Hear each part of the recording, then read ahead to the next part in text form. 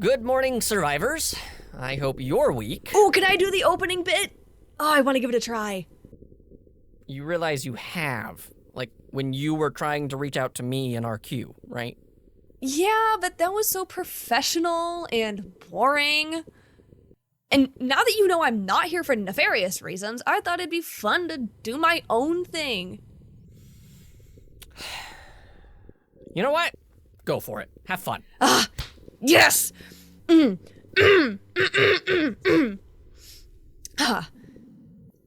Welcome back, survivors, to your favorite weekly show.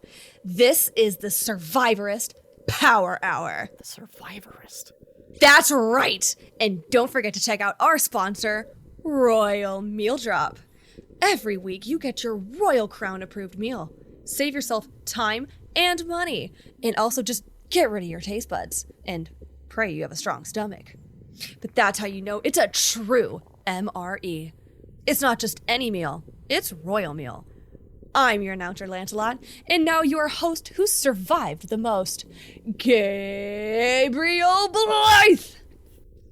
Thank you? Are we one of those alpha male podcasts? Oh, ew, king and country, no. We talk about toxic positivity. We only support and praise. We lift each other up no matter what. Respect women. You can't get gains unless you ask for help. I have no idea how to move on from whatever this is. Yes, and, Gabe? Yes, and? And I thank you, Lancelot, for that wonderful opening. I have a guest. A guest, you say? Yeah, a guest. It's someone who's going to tell them about their life and build up your positivity. Really, Positivity. tell us how we can support others. Support! Welcome to the show, Lancelot! I am so shocked. I never saw this coming. I like to keep the show a true mystery. Thank you for entertaining me. You know, it's kind of refreshing to be silly with someone else. Oh, our Q doesn't have a preposterous side? I'm sure she does, hidden below all those layers of shadow and edge. Mm-hmm. Well, I'm glad I can be your nonsensical cohort. So, what do you want to talk about today? Who says there was a topic? Something along the lines of, "Hey, Lancelot, we have some really great stories. Would you want to join me for tomorrow's podcast?" Now who's failing at yes-anding? Shoot. Gaheris has influenced me with her duty-bound ways. Why is she so... Responsible, devoted, steadfast. strict? That too. Not my story to tell. I know. But she still deserves to say her side of things if she were so inclined. What about your side? Well, what do you want to know? More stories about the time I prevented a building fire from taking dozens of lives? Or the story about the brothel I found above a prime minister's home and they had no idea? Was it Canada's PM? Tell me it was Canada. You would think. But no. That story might be a little too mature for my general audience vibe I go for. You're right. That's for the late night version of Survivorals. Survivorist. You already forgot. I did. Such a better name, too. Can't believe I forgot. How about the story of how you became a knight? It's a story. If it's too personal, I understand. It's just... Just what? Well, in my experience, and RQ has sort of reaffirmed it, that one doesn't just work for the job. Just a lot of who your father is or was. You know, there were a few knights who had their seat due to such nepotism. But my story just requires some context. I think context would be appreciated. Build up the trust that you're a human, just like the rest of us. I would like to. If it's too personal, I don't want to... No. Just There are things I can say and things I can't say. Some things you won't understand and some things you won't be able to truly perceive. How so? Like, is it royal secrets? To a degree. How about I just start, and if you get confused, just chime in. I can do that. Wonderful. The context begins with a war. Some of the territories wanted to secede, and there were a lot of reasons why. But mainly they wanted to treat some humans as less than equal. Dreadful business, really. And I wanted to do my part. But the crown, at the time, didn't want me. How so? Well, they wanted a very young man to enlist, and I... Oh, so this was before your transition. If that's too much to talk about, like... I want to tell you the story. I'm not always excited to talk about the time when my family thought I should be someone I wasn't. And the time where I thought they were right, and I pushed my truest self down. Despite the hurt. As if their happiness was ever worth more than mine. Denying the voice of who I was and the voice saying I deserved to be happy, it caused a lot of internal conflict. Trauma. Plain and simple. In some ways, I think that voice was one of the reasons I wanted to join the war effort. Because I could be that person I wanted to be and be a true productive citizen. I could do both. I won't recant the story of how I snuck in, but just know I convinced the crown that I was one Alexander and nothing else. I sometimes recall that time and think whether or not they knew and were just desperate. I know I'm not the only one to wear a binder and drop my voice, regardless of their knowledge or willingness to believe me. I was enlisted. I went through basic, which was supposed to be several months, but again, due to their need, the crown deemed my 3 weeks of training to be more than sufficient. Did you feel like it was? I could have spent a lifetime preparing for it, but no one can tell you that the worst of it won't be killing other humans. It's living with yourself. Alone, surrounded by other young men who are in the same mental war with themselves. Feeling like no one will understand. No one can see these scars on your mind.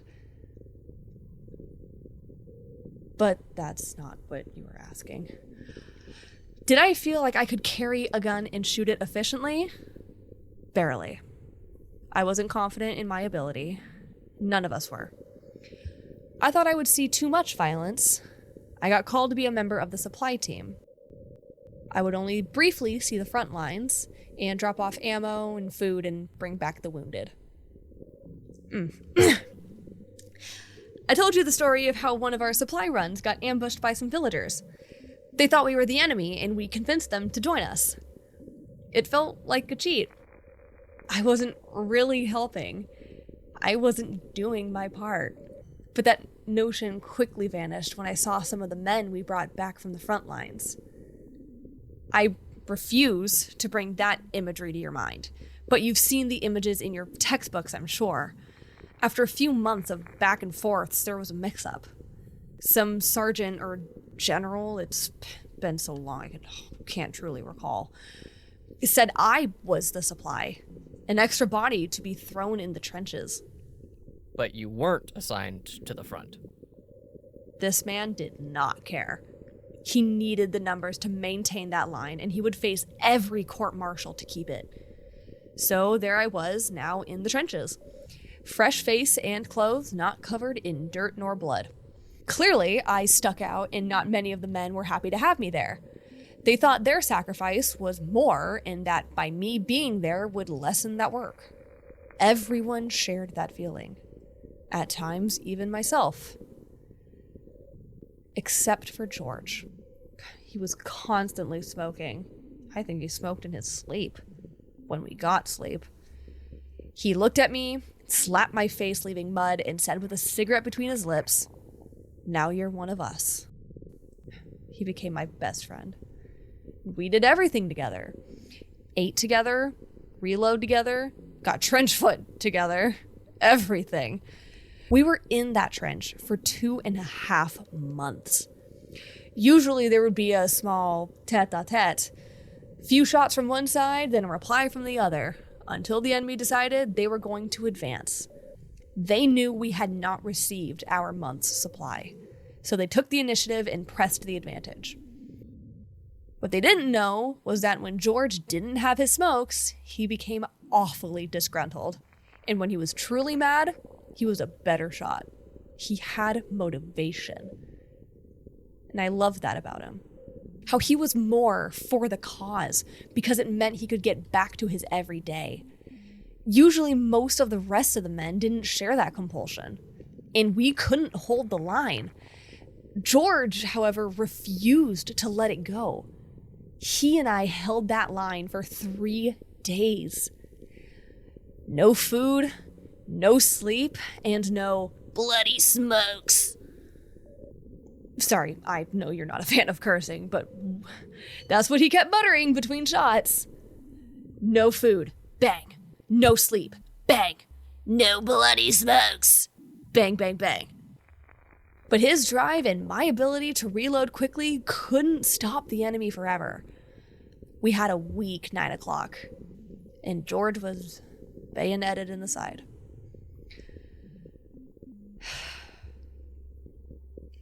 I was able to hold them off, but George wasn't gonna make it. There were probably 5 of us left holding that line. And if we stayed there, that wound would have infected wounds almost immediately.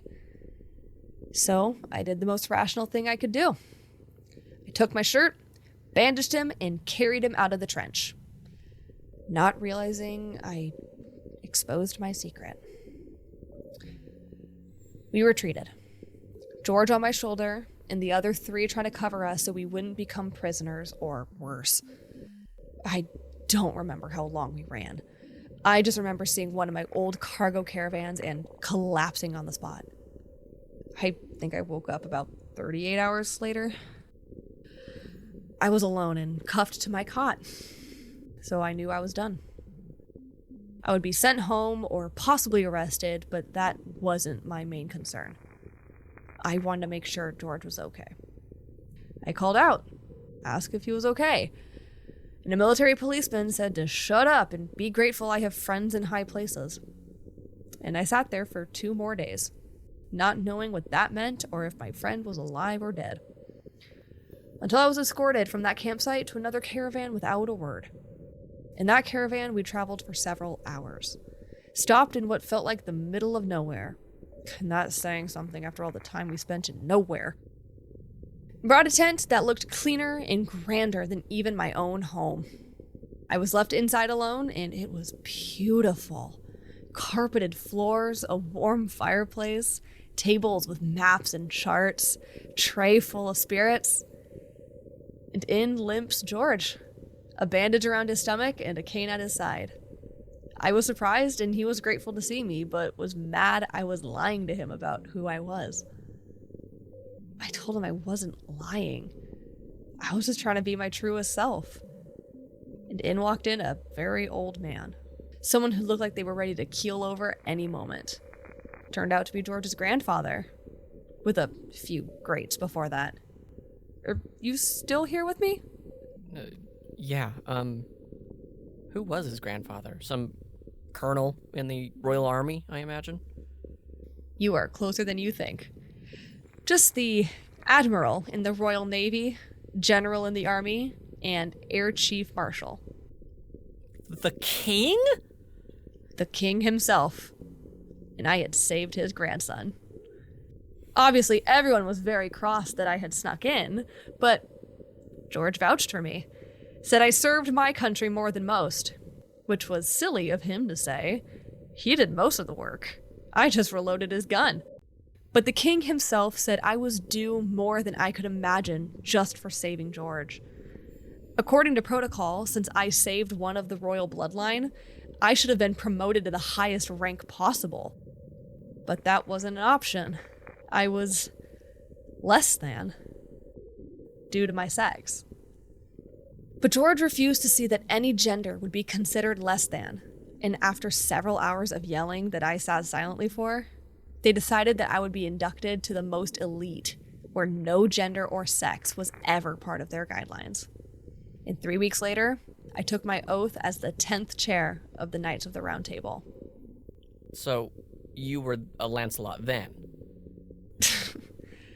No, not yet. Lancelot is as much of a title as it is a rank. I was Gaheris then.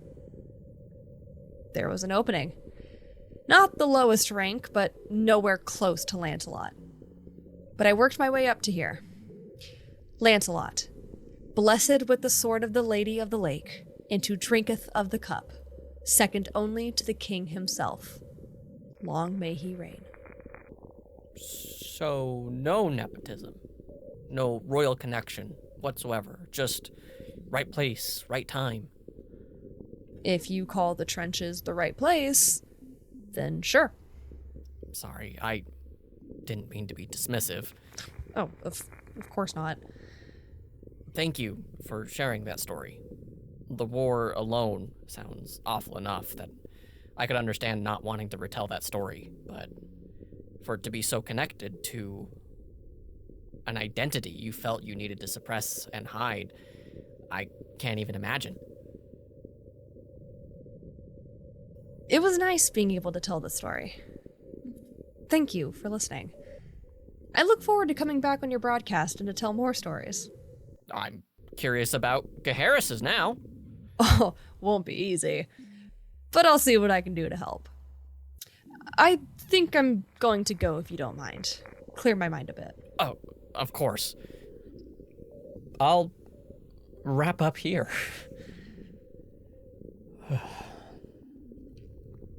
Well, survivors, that was one hell of a story.